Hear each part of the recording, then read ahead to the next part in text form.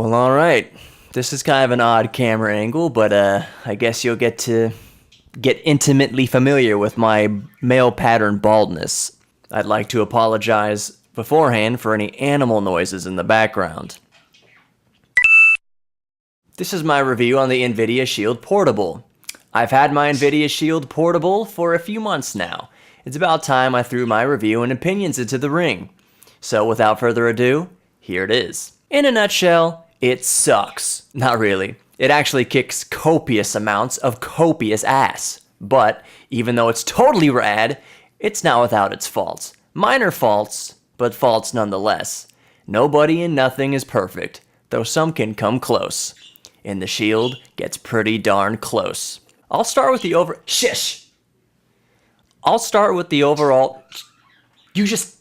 Okay, I'm gonna ignore those birds from now on.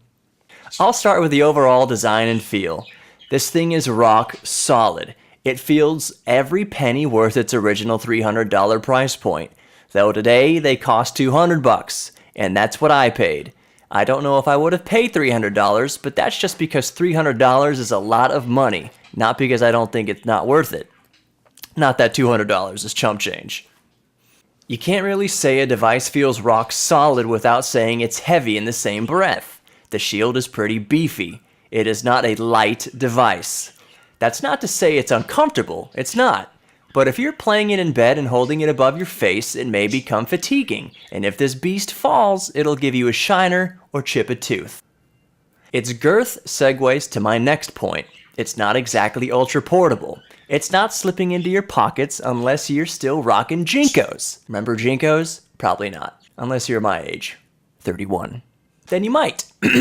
Even then, it's gonna pull your pants down clean to your ankles, exposing your huggies. The Shield definitely needs a backpack for transport. If you're like me, you carry a backpack or some sort of man purse with you everywhere anyway, so it's not really an issue. I'll give the controller layout a solid A-.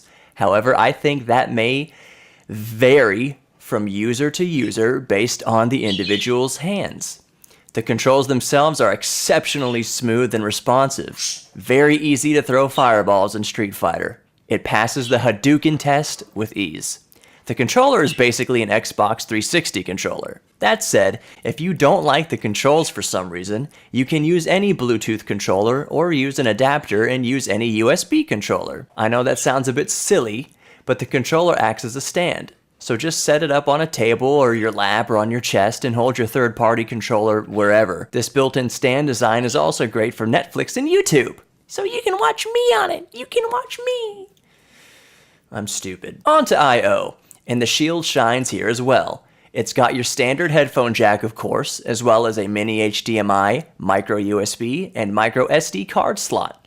I keep a 64GB SD in mine, as the 16GB of built-in storage fills up rather quickly. One of the features of the Shield is in-home game streaming from your desktop computer equipped with a GTX 650 and up. I have a GTX 650 Ti boost and it works awesome. Anyways, but I'll tell you right now, invest $50 or more in a 5 GHz router. Your in-home streaming setup will thank you. So if you've got a Shield, a GTX GPU, a solid 5 GHz Wi-Fi network, you can hook up the Shield's HDMI to your TV, pair a Bluetooth keyboard and mouse, boom, you're playing your Steam library on any TV in your home, not to mention any games on your Shield. Holy emulation, Batman! Speaking of emulators, this beast is a freaking bulldozer. Nothing below PS2 will even make it hiccup. Some PSP games are buggy, but most are perfectly playable. In fact, I bought my Shield for its hardcore emulation ability, and I'm really glad I did. A quick note, the DAC, or digital audio converter, and amplifier in this thing are outstanding. Outstanding. Best audio I've ever heard from a portable device. Uncompressed audio sounds amazingly clear, and even compressed audio sounds really clear. Good MP3s, and of course FLACs sound great. So, I give the controls an A-, but there is only...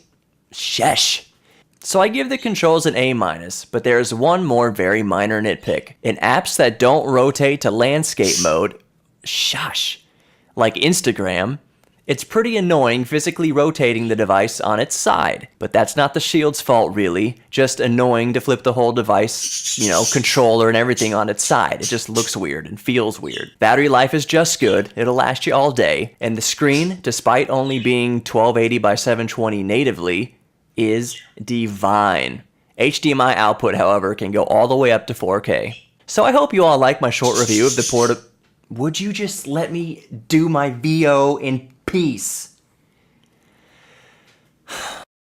So I hope you all like my short review of the Shield Portable. Discuss your ideas and anything I may have missed in the comments below. And stay tuned for my upcoming review of my 1983 Delorean DMC-12. And make sure to subscribe. All right, now you can say whatever you want. Oh, now you're mute. Awesome. Thanks for watching.